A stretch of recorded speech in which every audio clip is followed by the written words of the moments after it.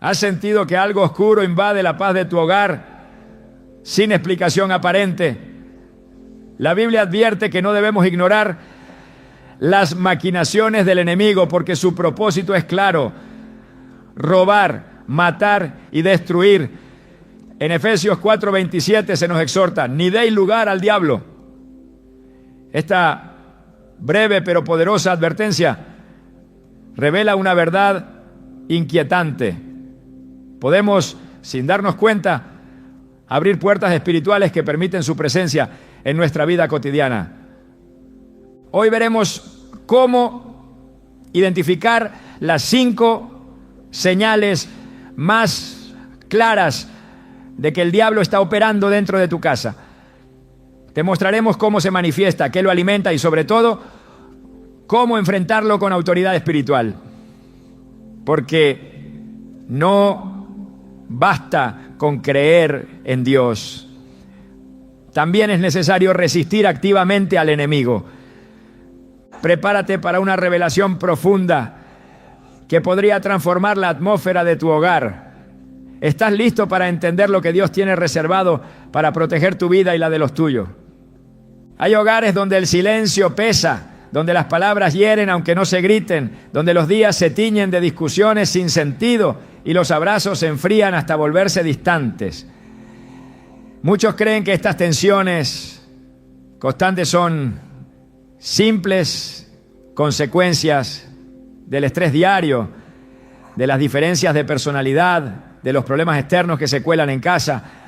Pero la palabra de Dios nos llama a mirar más profundo. En Efesios 6:12 se nos revela una verdad invisible pero poderosa. Porque no tenemos lucha contra sangre y carne, sino contra principados, contra potestades, contra los gobernadores de las tinieblas de este siglo, contra huestes espirituales de maldad en las regiones celestes. Esta no es solo una declaración teológica, es una advertencia directa. Detrás de los conflictos constantes puede estar obrando una presencia espiritual maligna que busca destruir desde adentro lo que Dios edificó con amor. El enemigo conoce el valor del hogar, sabe que la familia fue el primer diseño divino establecido por Dios en el Edén, aún antes que la iglesia, y porque conoce su poder busca infiltrar su caos, su división, su discordia. En Génesis 4 encontramos una escena que parecería aislada, pero que contiene una profundidad espiritual alarmante. 2 hermanos, Caín y Abel, traen ofrendas al Señor. Dios mira con agrado la de Abel, pero no la de Caín. Y entonces, en lugar de corregir su corazón, Caín permite que la ira lo consuma. En ese momento Dios le habla y le advierte: ¿por qué estás tan enojado? ¿Por qué andas cabizbajo? Si hicieras lo bueno podrías andar con la frente en alto. Pero si haces lo malo, el pecado está a la puerta, acechándote como una fiera lista para atraparte. No obstante, tú puedes dominarlo. Génesis 4, 6, 7. Esta escena no es solo una historia del pasado. Hoy, esa misma puerta puede abrirse en nuestros hogares. Cuando el enojo se convierte en costumbre, cuando las discusiones reemplazan el diálogo, cuando el amor se transforma en competencia o indiferencia, el pecado acecha. Pero lo más alarmante no es que estas divisiones sucedan, sino que muchos no perciben su origen espiritual. Creen que basta con cambiar de actitud, con hablar más calmadamente, con evitar temas sensibles. Y aunque todo esto es importante, no basta cuando la raíz es más profunda. El enemigo no entra como un ladrón visible, entra como una sombra sutil, como una idea sembrada, como una herida que no se sana. Jesús lo dejó claro en Juan 10:10. El ladrón no viene sino para hurtar y matar y destruir. Yo he venido para que tengan vida y para que la tengan en abundancia. Donde no hay abundancia de vida, hay espacio para que el enemigo tome terreno. Y si el ambiente del hogar está lleno de gritos, reproches, sarcasmos y malentendidos, es porque alguien más está operando detrás del telón.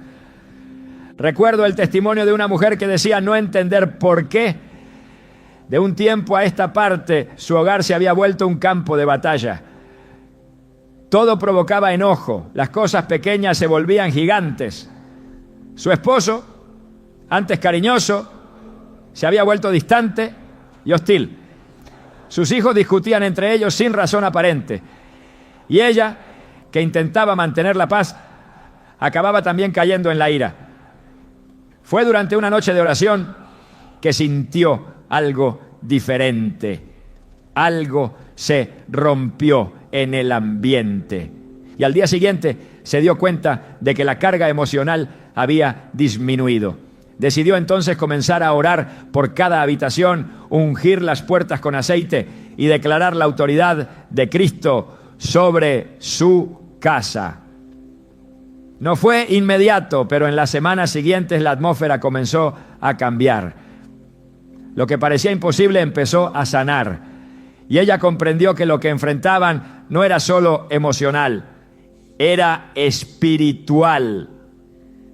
El apóstol Pablo, consciente de esta lucha, exhorta en Romanos 12:18. Si es posible, en cuanto dependa de vosotros, estad en paz con todos los hombres. Pero esta paz no se construye solo con buenos deseos, se edifica con discernimiento espiritual, con oración constante, con vigilancia. En Mateo 12:25, Jesús afirmó: todo reino dividido contra sí mismo queda asolado, y toda ciudad o casa dividida contra sí misma no se mantendrá en pie. Este versículo no es simbólico, es una declaración directa sobre la fragilidad de los hogares cuando el enemigo encuentra un punto de entrada. Cuando logra dividir, ya ha comenzado a destruir. La división es una herramienta que el diablo ha usado desde el principio. Dividió a Adán y Eva en su confianza con Dios. Dividió a José y sus hermanos por la envidia. Dividió a los discípulos cuando discutían quién sería el mayor en el reino. Y sigue dividiendo hoy, pero ahora lo hace con nuevas armas. Palabras hirientes disfrazadas de sinceridad, orgullo que se justifica como dignidad, egoísmo que se esconde tras el cansancio. Es por eso que necesitamos recuperar la visión espiritual del hogar. No es solo un lugar para dormir, es un altar. No es solo un espacio familiar, es un campo de entrenamiento espiritual. Y si no lo defendemos con la palabra, con la oración, con el ayuno y la comunión, el enemigo encontrará terreno fértil. Hay momentos en que sentimos que algo invisible está perturbando la armonía. Un día todo está bien, al siguiente todo se desmorona. No es casualidad, el enemigo no descansa.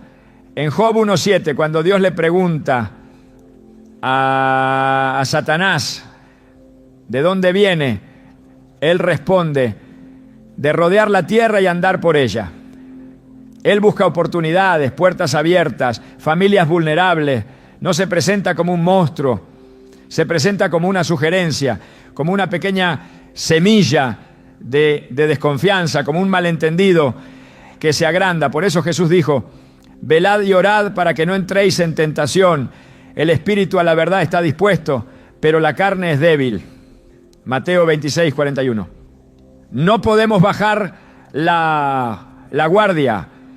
Cuando el enemigo entra en un hogar, su objetivo no es causar discusiones aisladas. Es debilitar la estructura espiritual de la familia. Es hacer que el esposo deje de ser sacerdote del hogar. Es hacer que la esposa pierda su ternura y comprensión. Es hacer que los hijos se rebelen. Es transformar el ambiente del hogar en un espacio de tensión donde el Espíritu de Dios ya no se siente.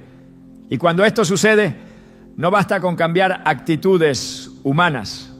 Es necesario activar armas espirituales. En 2 Corintios 10, 4-5, Pablo declara: las armas de nuestra milicia no son carnales, sino poderosas en Dios para la destrucción de fortaleza, derribando argumentos y toda altivez que se levanta contra el conocimiento de Dios y llevando cautivo todo pensamiento a la obediencia a Cristo. Esta es la clave. No estamos luchando con nuestra familia. Estamos luchando contra las fortalezas espirituales que quieren infiltrarse en ella. Y la manera de derribarlas no es con más discusiones, ¿no?, sino con más oración. No es con más justificaciones, sino con más palabra. No es con más distancia, sino con más comunión. Una de las estrategias más comunes del enemigo es hacerte sentir que es normal vivir así, que todas las familias tienen problemas, que lo tuyo no es tan grave, que mientras no haya golpes o infidelidades, todo está bajo control. Pero esa es la mentira más peligrosa, porque mientras crees que es normal, el enemigo sigue trabajando. Mientras no haces nada, él construye fortaleza. Mientras justificas tu silencio, él fortalece la división. Por eso es crucial discernir, actuar y recuperar el gobierno espiritual del hogar. Un pasaje poderoso que refleja esta batalla está en Nehemías. Cuando el pueblo regresó a Jerusalén para reconstruir los muros, sus enemigos comenzaron a burlarse y a amenazar. Pero Nehemías no se detuvo. Reunió al pueblo y dijo: no tengáis miedo de ellos, acordaos del Señor grande y temible, y pelead por vuestros hermanos, por vuestros hijos y por vuestras hijas, por vuestras mujeres y por vuestras casas. Nehemías 4:14. Esta es la actitud que necesitamos hoy. No resignación, no indiferencia, no pasividad, sino lucha espiritual. Hay que pelear por el hogar, pelear en oración, pelear con ayuno, pelear con perdón, pelear con amor. Porque si no, peleamos nosotros, el enemigo tomará lo que descuidamos. He visto hogares restaurados cuando los padres se levantan de madrugada a orar. Cuando los hijos, aún sin entender todo, son incluidos en momentos de adoración. Cuando se entonan alabanzas en la casa en vez de música que invita al pecado.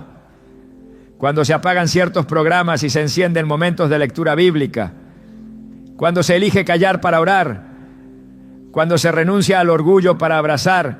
Allí la atmósfera cambia. Porque la presencia de Dios se siente donde hay unidad, pureza y propósito.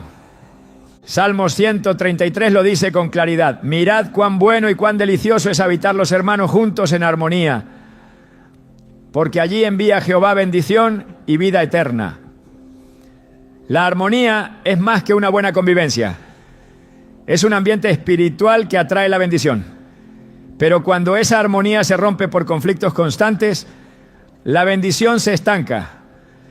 Y si no se trata con discernimiento espiritual, el enemigo encontrará terreno fértil. El primer paso para recuperar el hogar es reconocer que hay una batalla. El segundo es someterse a Dios. El tercero es resistir al diablo. Santiago 4:7 nos lo enseña con autoridad. Someteos pues a Dios, resistid al diablo y huirá de vosotros. No dice que el diablo huirá cuando discutamos menos. Dice que huirá cuando nos sometamos a Dios. Porque el poder espiritual no proviene de nuestras emociones, ¿no?, sino de nuestra sujeción a la voluntad divina.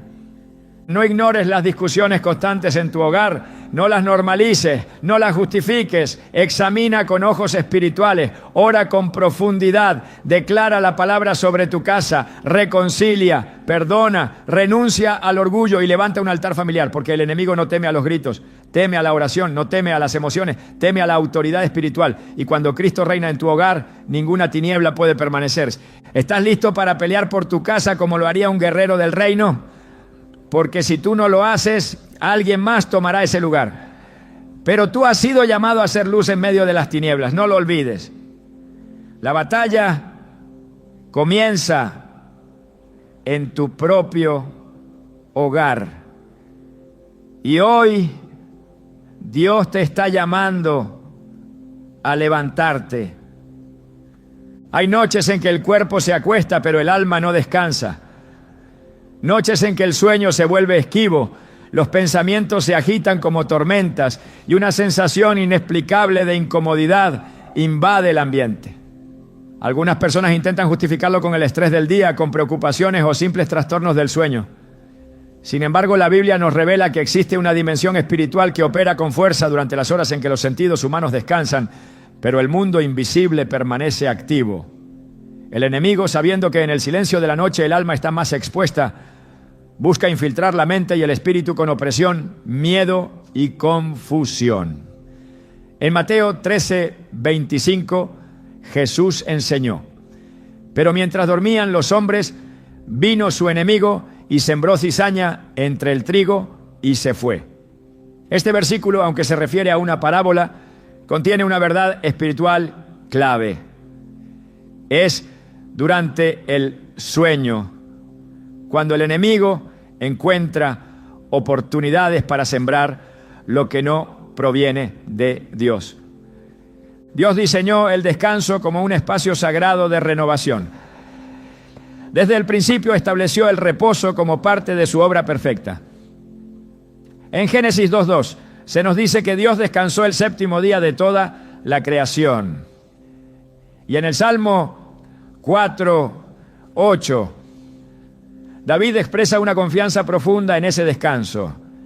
En paz me acostaré y asimismo dormiré, porque solo tú, Jehová, me haces vivir confiado.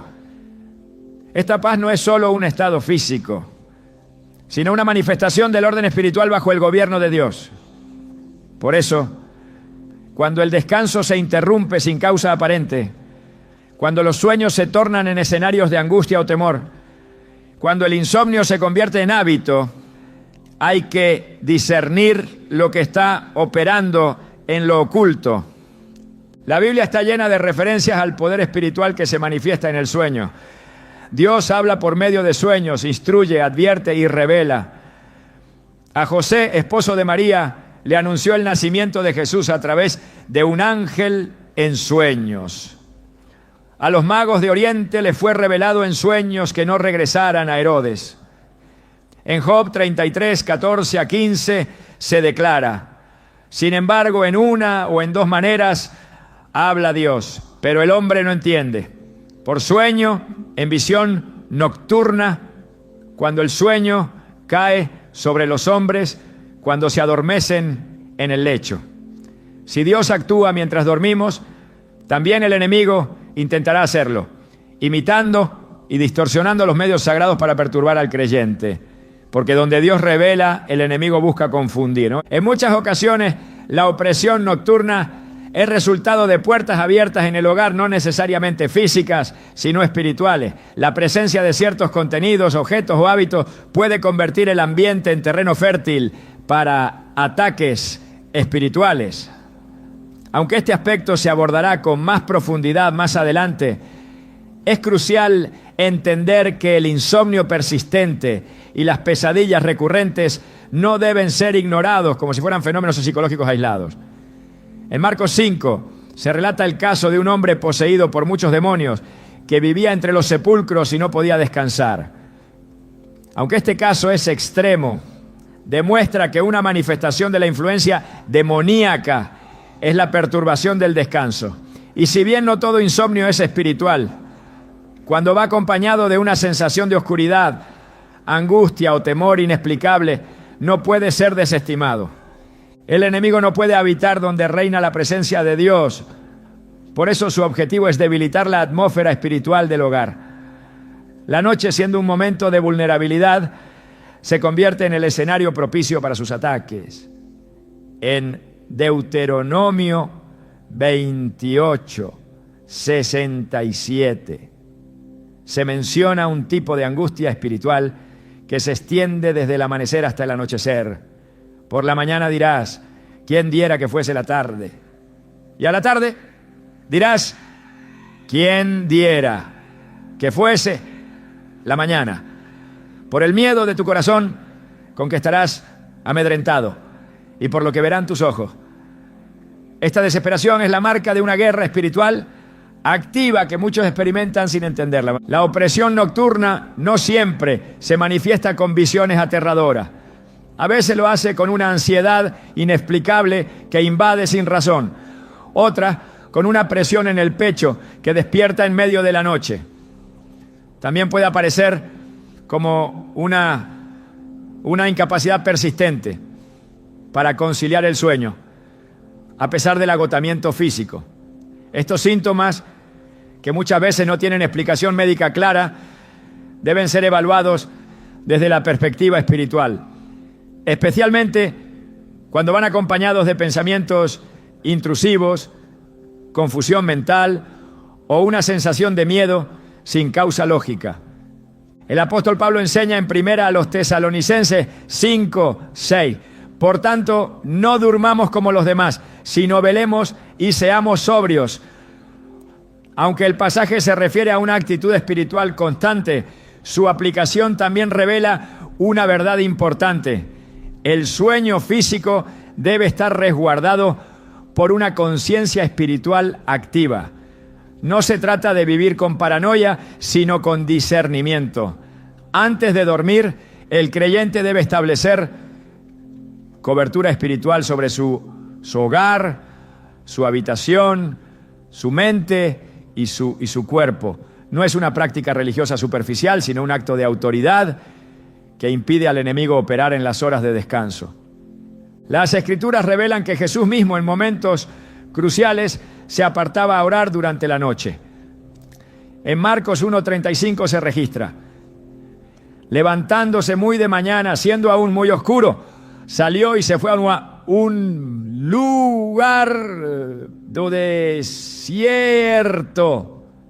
y allí oraba. Esto nos enseña que las horas en que el mundo duerme son también momentos estratégicos de conexión espiritual. Si Jesús dedicaba esos momentos al Padre es porque comprendía la intensidad de la lucha invisible que se libra cuando el mundo físico se aquieta. Y si Él, siendo el Hijo de Dios, veía la necesidad de velar durante la noche, ¿cuánto más nosotros que estamos expuestos a ataques constantes del enemigo? Cuando el insomnio o la perturbación nocturna se convierten en patrones repetitivos, la solución no se encuentra únicamente en rutinas de relajación o técnicas psicológicas. Se requiere confrontar lo que está operando espiritualmente con las herramientas que Dios ha provisto. En Efesios 6:11-12 se nos llama a tomar toda la armadura de Dios para poder resistir en el día malo. Y aunque muchos piensan en batallas durante el día, el enemigo no tiene horario. Por eso es necesario vestirse espiritualmente también para la noche, no solo con oración, sino con alabanza, con palabra, con fe. La alabanza es un arma poderosa contra la opresión espiritual. En el libro de Hechos 16, Pablo y Silas estaban encarcelados en lo más profundo de una prisión y a medianoche comenzaron a orar y cantar himnos a Dios. Las cadenas se rompieron, los muros temblaron y la gloria de Dios se manifestó. No estaban librando una batalla física, sino espiritual. Y lo hicieron en la noche, mostrando que aún en la hora más oscura, la luz del cielo responde al clamor sincero. Esta escena no es una excepción, sino una clave para quienes enfrentan tinieblas en su descanso. Cuando se eleva la alabanza en medio de la noche, el enemigo retrocede. El Salmo 91 describe la protección divina para aquellos que habitan al abrigo del Altísimo. En el verso 5 declara: no temerás al terror nocturno, ni saeta que vuele de día. El terror nocturno es real y espiritual, pero también lo es la protección de Dios. La promesa no es solo evitar el miedo, sino vivir bajo una cobertura constante, y esa cobertura se establece con obediencia, con consagración, con fe activa. No basta con reclamar promesas, hay que caminar conforme a ellas. En el relato del profeta Daniel encontramos un ejemplo de cómo la vida espiritual puede afectar incluso el ambiente físico. Daniel oraba 3 veces al día, y aun cuando fue arrojado al foso de los leones, no fue tocado. En Daniel 6:22, él declara: mi Dios envió su ángel, el cual cerró la boca de los leones y no me han hecho daño. Aunque este pasaje no ocurre durante el sueño, sí muestra cómo la intervención divina se manifiesta en momentos de vulnerabilidad. Así también, cuando una familia edifica una vida de oración continua, su casa se convierte en un lugar donde los ángeles de Dios ministran protección incluso en las horas más silenciosas. Muchos hogares han perdido esta conciencia espiritual. Se acuestan sin oración, sin cobertura, sin declarar vida sobre su descanso. Se expone el alma sin blindaje. Y cuando los ataques llegan en forma de ansiedad, de sueños inquietantes o de agotamiento inexplicable, se intenta resolver con medios humanos lo que debe enfrentarse con armas celestiales. El creyente no puede permitirse dormir en lo físico y en lo espiritual al mismo tiempo. Debe despertar al entendimiento de que su hogar es territorio que necesita ser vigilado constantemente. En Isaías 26:3 se promete: tú guardarás en completa paz a aquel cuyo pensamiento en ti persevera, porque en ti ha confiado. Esta paz no es abstracta, es una fuerza espiritual activa que protege la mente y el corazón. Pero esa paz no es automática. Se construye con decisión, se establece con autoridad, se preserva con fidelidad. Cuando la mente está llena de la palabra, el enemigo no encuentra espacio para sembrar temor. Cuando el espíritu está alineado con el Espíritu de Dios, las tinieblas no pueden invadir. El descanso no debe ser un campo de batalla, debe ser un altar donde el alma se renueva y Dios habla. Si esto no está ocurriendo, algo está interfiriendo. Y esa interferencia debe ser desenmascarada y expulsada con la luz de la verdad. Porque Jesús prometió en Juan 14:27: la paz os dejo, mi paz os doy. Yo no os la doy como el mundo la da. No se turbe vuestro corazón, ni tenga miedo. Esta paz, superior a toda lógica, es la que debe reinar en cada habitación. No se trata de dormir simplemente. Se trata de descansar en Dios, de cerrar los ojos con la certeza de que hay una cobertura celestial operando activamente sobre la casa. La noche es tiempo de restauración para el cuerpo, pero también de revelación para el espíritu. Es el momento donde el alma puede recibir dirección, sanidad y consuelo. Por eso es tan atacada. El enemigo quiere robar ese espacio para inyectar temor, desesperanza y confusión. Pero el creyente que permanece alerta, que cubre su hogar en oración, que habita bajo la sombra del Omnipotente, puede dormir con paz, porque sabe que la luz no se apaga con la oscuridad. El descanso del justo no es frágil, es firme, porque está sustentado por la presencia de Dios. No ignora las señales. Si la noche se ha vuelto tormentosa, si el descanso ha sido robado, si la paz ya no habita en tu habitación, no lo asumas como normal. Eleva tus ojos al cielo, reconoce que hay una batalla en lo invisible y toma tu lugar en ella. Porque mientras tú duermes, el enemigo no descansa, pero tampoco duerme el que te guarda. Como lo declara el Salmo 121:4, he aquí, no se adormecerá ni dormirá el que guarda a Israel. Si Él vela por ti, tú puedes descansar, pero antes asegura tu casa y que tu noche se convierta en un altar donde el enemigo no tenga lugar, porque la presencia de Dios es la que reina. El ambiente de un hogar no se define únicamente por la decoración o el orden visible. Hay una atmósfera que se percibe más allá de los sentidos físicos, una presencia que puede ser de paz o de inquietud, de luz o de tiniebla. Cuando el enemigo busca operar dentro de una casa, no siempre lo hace de manera directa o evidente. Muchas veces entra a través de puertas abiertas que los habitantes del hogar han ignorado o subestimado. Estas puertas no siempre son acciones grandes o escandalosas. A menudo son hábitos, prácticas o incluso objetos que han sido tolerados sin discernimiento. En Deuteronomio 7:26, Dios instruyó con claridad al pueblo de Israel: no traerás cosa abominable a tu casa, para que no seas anatema como ella. Del todo la aborrecerás y la abominarás, porque es anatema. Este mandato no fue dado por casualidad. Hay elementos que cargan una carga espiritual y al ser introducidos en Egar, el en el hogar, contaminan el ambiente y dan legalidad al enemigo para operar. En el libro de Hechos, capítulo 19, se narra un momento contundente en el que personas que habían practicado artes mágicas, al recibir la palabra de Dios, tomaron sus libros y objetos ocultistas y los quemaron públicamente. El versículo 19 dice: asimismo, muchos de los que habían practicado la magia trajeron los libros y los quemaron delante de todos. Y hecha la cuenta de su precio, hallaron que era 50,000 piezas de plata.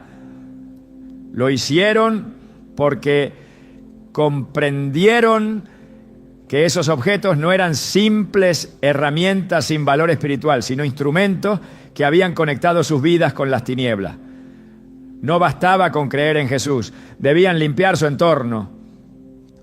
La transformación espiritual requiere una limpieza radical del ambiente físico.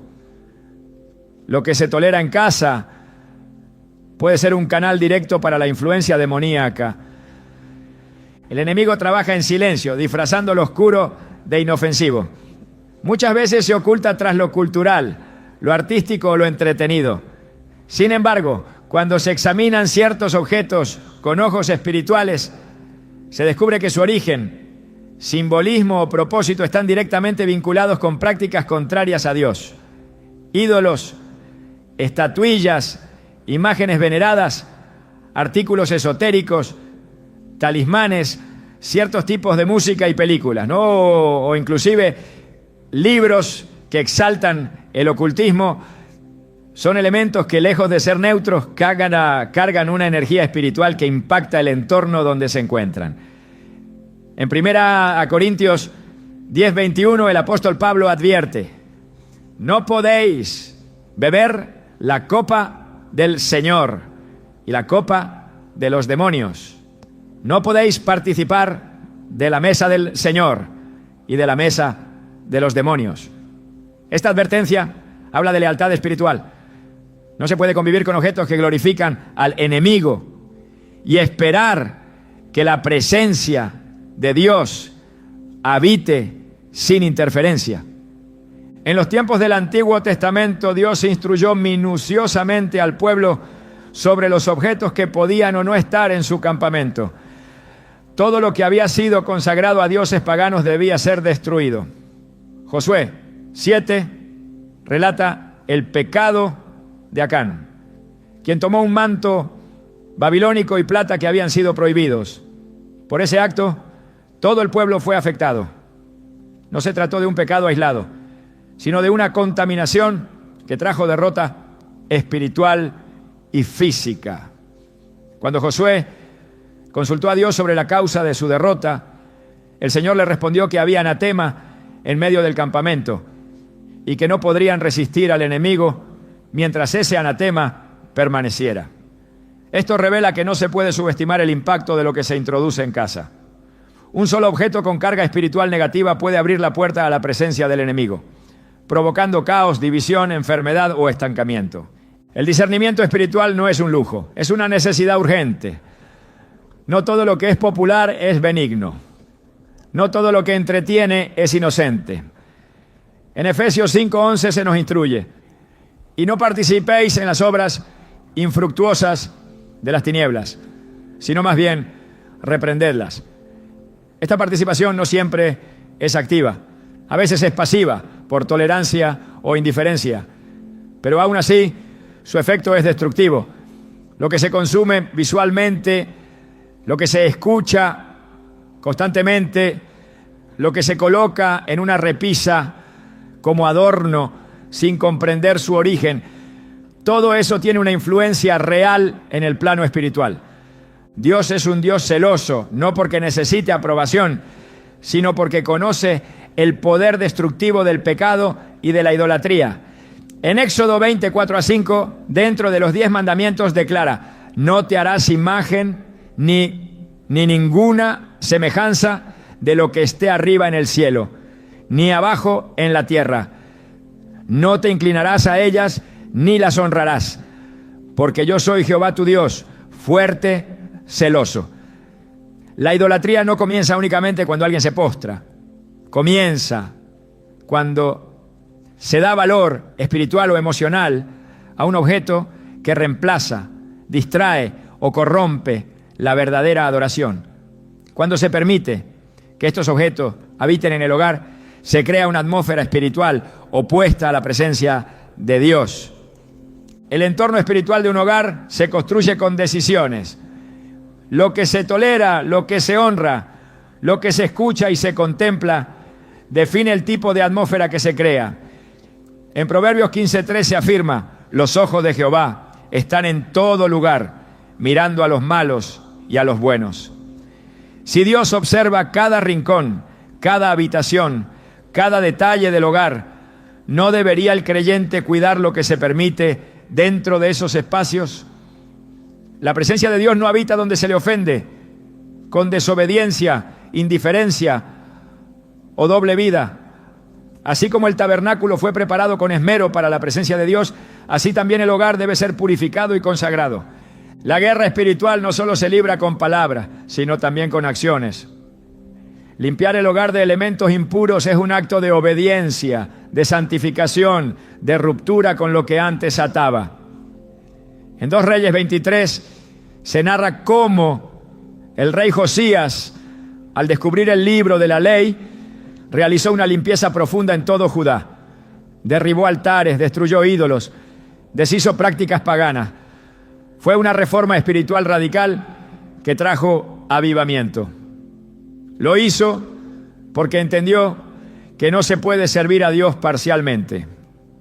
Un hogar dividido entre la luz y las tinieblas es un hogar expuesto. El enemigo no teme a decoraciones religiosas si no hay santidad verdadera. No se trata de colocar cruces en las paredes mientras se toleran prácticas impías en el corazón o en las costumbres del hogar. Dios no habita donde no hay reverencia. En Isaías 1:13-15, el Señor reprende al pueblo por ofrecerle sacrificios mientras vivían en desobediencia. No me traigáis más vana ofrenda. Cuando multiplicáis la oración, yo no oiré. Llenas están de sangre vuestras manos. Estas palabras revelan que la adoración externa sin limpieza interna no solo es ineficaz, sino ofensiva. La luz no puede coexistir con las tinieblas. Esta es una ley espiritual inquebrantable. En 2 Corintios 6, 14-16, el apóstol Pablo confronta esta realidad. ¿Qué comunión tiene la luz con las tinieblas? ¿Qué acuerdo hay entre el templo de Dios y los ídolos? Porque vosotros sois el templo del Dios viviente. Cada hogar habitado por creyentes debe reflejar esa realidad. No puede haber comunión con lo que Dios aborrece. La limpieza espiritual no es fanatismo, es obediencia. Es la expresión de un corazón que desea ser morada del Espíritu Santo sin obstáculos ni contaminación. El impacto de lo que se tolera en casa no se limita al ambiente espiritual, también afecta a las personas. Los niños crecen bajo atmósferas que moldean su carácter. Si lo que se escucha y se ve en casa glorifica el pecado, eso será lo que se normalice. Si la música exalta la violencia, la lujuria o el egoísmo, eso es lo que se siembra.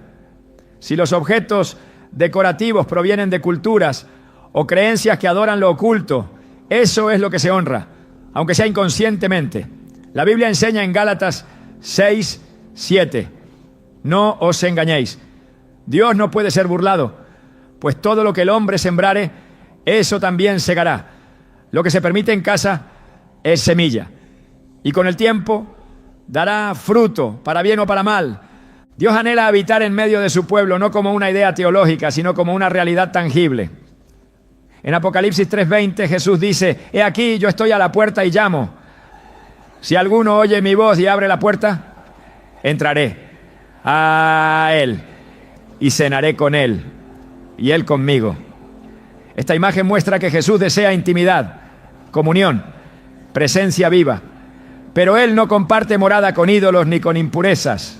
Si en el corazón y en el hogar hay elementos que deshonran su santidad, entonces su presencia se retira y el enemigo encuentra espacio.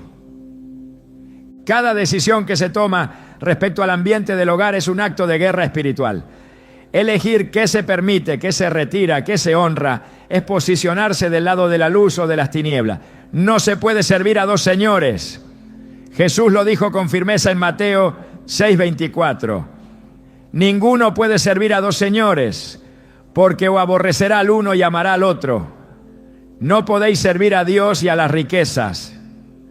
Aunque hablaba de las prioridades, el principio aplica a todo aspecto espiritual. No se puede honrar a Dios mientras se convive con lo que Él ha prohibido.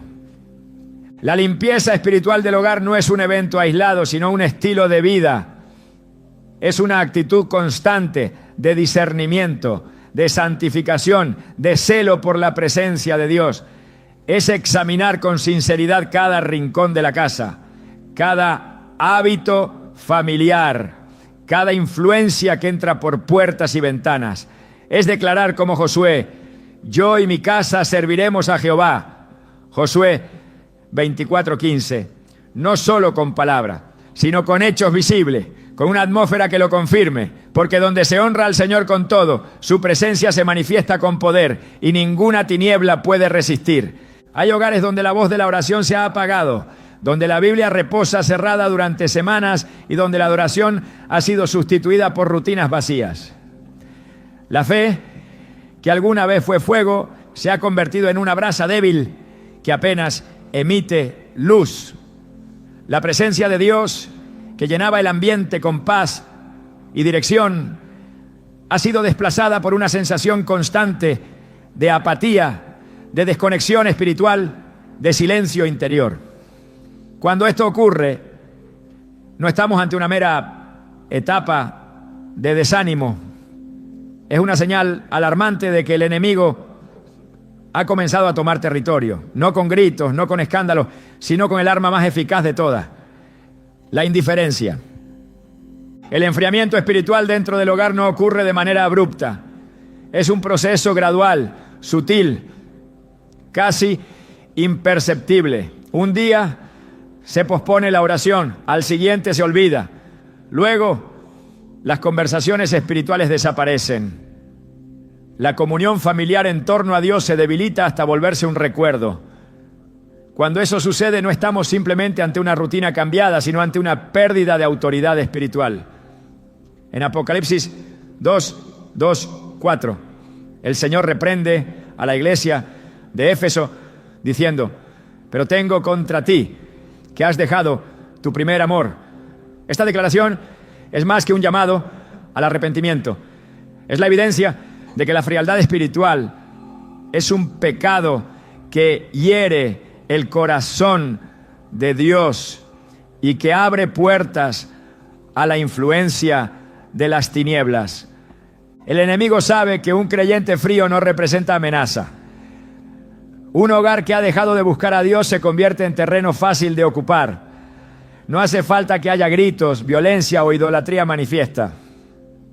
Basta con que se haya perdido el hambre por la presencia divina. En 2 Timoteo 3:5, Pablo describe a aquellos que tendrán apariencia de piedad, pero negarán la eficacia de ella. Esa es la condición de muchos hogares donde todo parece estar en orden, pero el espíritu ha sido apagado, donde se habla de Dios, pero no se le obedece, donde se menciona la fe, pero no se vive. La frialdad espiritual no se combate con emociones momentáneas, sino con una restauración intencional del altar familiar. Cuando Elías se enfrentó a los profetas de Baal en el monte Carmelo, no empezó orando por fuego del cielo, comenzó reparando el altar. 1 Reyes 18:30 lo expresa con claridad. Entonces dijo Elías a todo el pueblo: acercaos a mí. Y todo el pueblo se le acercó, y él arregló el altar de Jehová que estaba arruinado. La caída del fuego fue una consecuencia de un altar restaurado. Así también, si el fuego de la fe ha desaparecido en casa, la solución no está en esperar una emoción espontánea, sino en reconstruir lo que fue abandonado. Uno de los síntomas más peligrosos de la frialdad espiritual es la pérdida del discernimiento. Cuando la presencia de Dios se ausenta, también lo hace la capacidad de distinguir entre lo santo y lo profano. En Ezequiel 44:23, Dios establece el rol sacerdotal como aquel que enseña a mi pueblo a hacer diferencia entre lo santo y lo profano, y les enseña a discernir entre lo limpio y lo no limpio. Pero cuando los sacerdotes del hogar han caído en letargo, esa enseñanza desaparece. Los hijos crecen sin claridad, los valores espirituales se diluyen y las decisiones se toman basadas en la lógica humana, no en la voluntad divina. La apatía espiritual en el hogar no solo afecta a quienes la practican, se convierte en una maldición generacional que debilita la identidad espiritual de toda la familia. La Escritura es contundente al afirmar en Oseas 4:6. Mi pueblo fue destruido porque le faltó conocimiento. Esa destrucción no siempre se manifiesta en ruina inmediata, sino en generaciones que se alejan cada vez más del propósito de Dios.